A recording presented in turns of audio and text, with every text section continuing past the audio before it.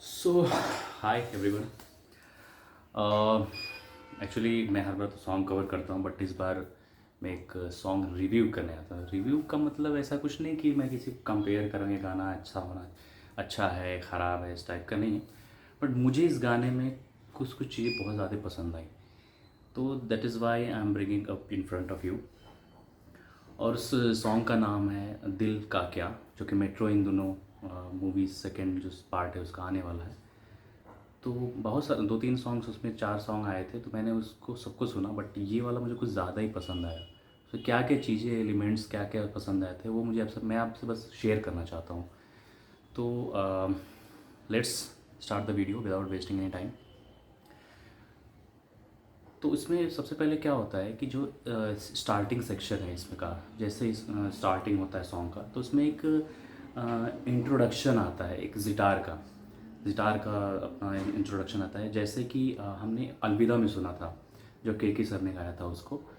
तो जैसे इंट्रोडक्शन हुआ था, एक आई थिंक 0.12 सेकेंड से लेके करीब 15 सेकेंड का है वो इंट्रोडक्शन। तो वैसे ही मेरे दिमाग में खनका कि अगर इसका इंट्रोडक्शन है तो ऑब्वियसली सोलो तो ज़रूर डाला होगा प्रीतम दादा ने। और जैसा कि मैंने एक्सपेक्ट किया था वैसा ही उसमें है, सॉन्ग में वैसा। तो पहली बात करते हैं कि जो ये सॉन्ग है बनाया गया है, तो पहले ये एक तरह से के सर को मेरे ख्याल से दिमाग में रख के बनाया होगा प्रीतम सर ने। जस्ट बिकॉज कि ये जो लिरिक्स है उसके बहुत ही बेहतरीन तरीके से लिखे हैं। पहली बात मैं आपको बता देता हूँ कि इसको if I am not wrong इसको लिखा है अनुराग सर ने। अनुराग सर ने लिखा हुआ है।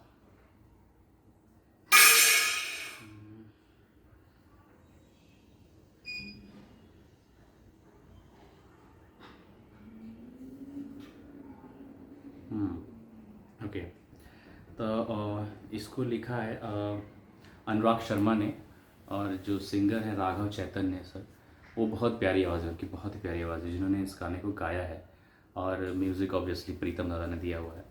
और इसका हाँ, तो सबसे अच्छी बात ये है इसमें कि जो जितार प्ले किया था, जो मेट्रो का फर्स्ट सीज़न आया था, फर्स्ट पार्ट आया था उसमें, जो इसमें प्ले किया था नीलाद्री कुमार सर ने, उनके साथ वापस उनको बुलाया गया, कोलेबोरेशन किया गया उनके साथ। तो ये बहुत ही ब्यूटीफुल चीज़ है कि काफ़ी टाइम बाद उनको ये इंट्रोड्यूस करने के लिए बुलाया गया और उसमें डाला गया है।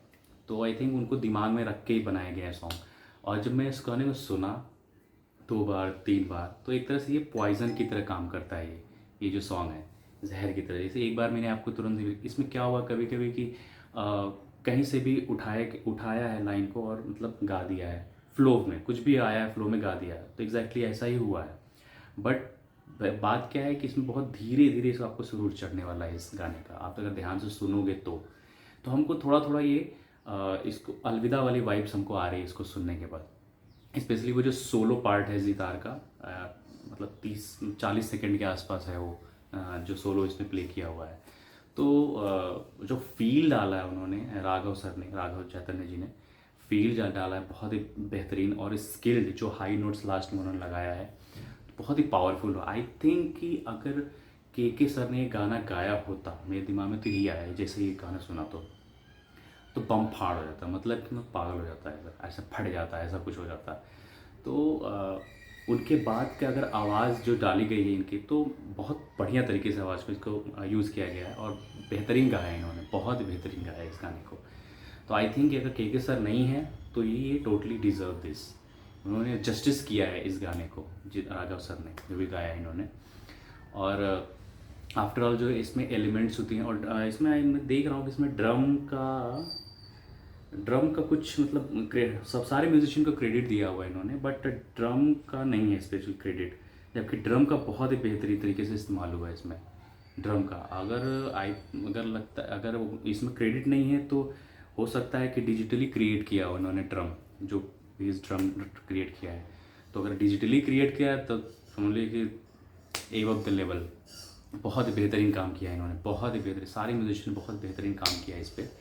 और मतलब डिजिटली क्रिएट करना इस बहुत इंपॉर्टेंट, मतलब बहुत ही बड़ी बात है ये, कि उसको भी परफेक्शन, इसमें ऐसा लग नहीं रहा कि उसको क्रिएट किया गया डिजिटल, मतलब ऐसा लग रहा है कि रियल में ड्रम बज रहा है। बहुत बेहतरीन तरीके से उसको क्रिएट किया गया है।